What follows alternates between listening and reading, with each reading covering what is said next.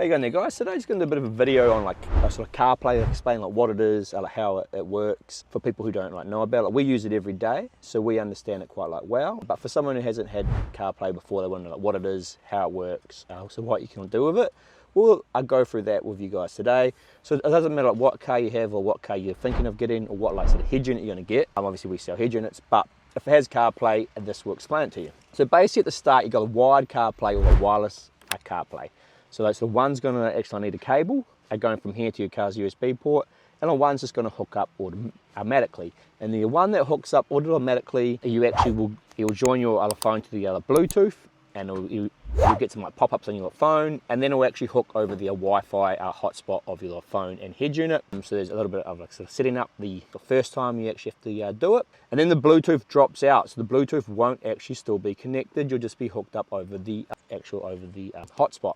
Then the other wired version, you just like plug in, and you'll get again some like pop-ups on your phone. Now CarPlay as a whole is obviously like made by Apple, and it is basically a basic mirror of your phone onto the head unit, so you can do a more distraction-free driving, and you don't have to like sort of touch the screen as much. You can actually like use more voice commands. That is why it's designed. It's trying to get people to, obviously not be using their phones or too distracted. So that is basically it. Now I will go through and I'll show you, just because it's going to be like sort of the same sort of thing on like all units. So I'll go through and I'll show you here what it sort of looks like and what's going on. So you can like see the screen here. Now I'll go for each like page. So this here is going to be like your app like page. So it like shows you all the apps that can actually be like used on it. Now not all apps can like work on it, and not all apps are fully like functional. So if I go into actual sort of Spotify here, I can't just type in sort of something to be actually like searched. I have to talk to Siri, and it will play it for me. And that is the whole like point of it. So hey Siri. So you can say hey Siri, and you can see like Siri's come up here, and then I can ask like Siri to do other different things. So not all apps will come up on here, so don't be confused by that. But that's how you access the apps you can see, and they'll be slightly like different. For example, like WhatsApp will actually only sort of show me sort of things that have just come in, or it will just talk to me about them, because again it's about like talking and distraction-free driving. If I click on here, you've got your sidebar here. That takes you between your sort of like home screen, you can like call this, and your app page. So the like home screen will bring up your like music, your like maps, and if you had something on your calendar or like something else, it will like come up on here. Like this little thing here does like different things at times. But that is where you'll probably spend like a bit of your time if you want to be able to skip the songs and like touch on there. So if I touch on obviously like an app, it comes up on like full, just like if I touch on Spotify or that one there.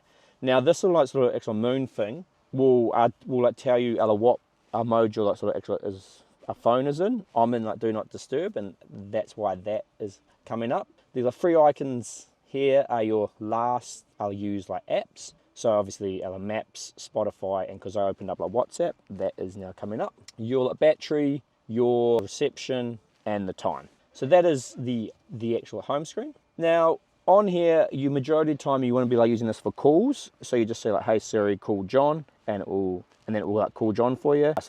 So like calls is one, like text message is the other. Hey Siri, send a message to John. It'll like pop up and say, hey, do you want to send John like a message? It might ask you like what like platform you want to like send it to him in. If it's Facebook, like Messenger, like WhatsApp, or like SMS. So phone, like messages. So it's obviously, I couldn't find John, so it gave me some different like options there. So music. So if you're paying for like Spotify or sort of Apple like music, you obviously be using your sort of music on here. If you download your like music onto your phone, you can play the music as well without having reception. So that is pretty cool. You like podcasts, so like audiobooks. Maps is probably the other big thing, so like navigation. So on CarPlay, you can install Google Maps, because I prefer Google Maps over Apple Maps. And when you ask for directions, you can just say Google Maps at the end. So, hey Siri, directions to St. George's Terrace using Google Maps. And what will like happen is, if you put like Google Maps at the end, it'll like use Google Maps. So navigation, Waze will like work as like well. That is another navigation app. Now, not all apps, for example, Maps or like some sort of apps, not all apps have a CarPlay like sort of extra function in them. So don't think all like apps are going to come up on here, because they like won't. And if they do come up, sometimes you'll have sort of a limited sort of connectability as well to see what is going on. What else?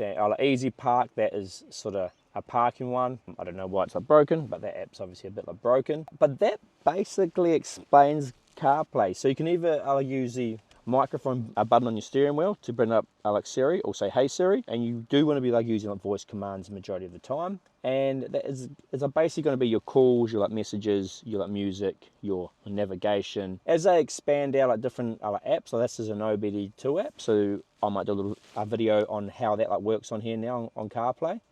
But so basically, as it expands out, more and more apps will be like available on here. And it doesn't really matter what sort of a unit you have, if it's aftermarket or if it's the factory one, you are going to get CarPlay coming up, and it is going to look like this. So that is how that all sort of works. And you have like an extra thing on here, because that will like take you back to your car's like factory thing, because obviously like radio and stuff won't be in here. But you can actually also put like a radio app on here if you really just want to like live in like one program. Hopefully I've covered quite a few questions about like CarPlay today and like how that works. I'm just trying to think what else is handy to know. So wired CarPlay can be a bit of a pain sometimes, because it can draw a bit of like power and not charge up as quickly. Wireless CarPlay does use your like, battery a bit like quicker, but you can actually have your phone plugged into a USB port to like charge it up, a quick charge port, or you could have it on like a wireless charging pad in your car. That is about all the options on CarPlay. Now, if you're having issues with a voice or sound and how like, sort of loud it is compared to like radio or like whatnot,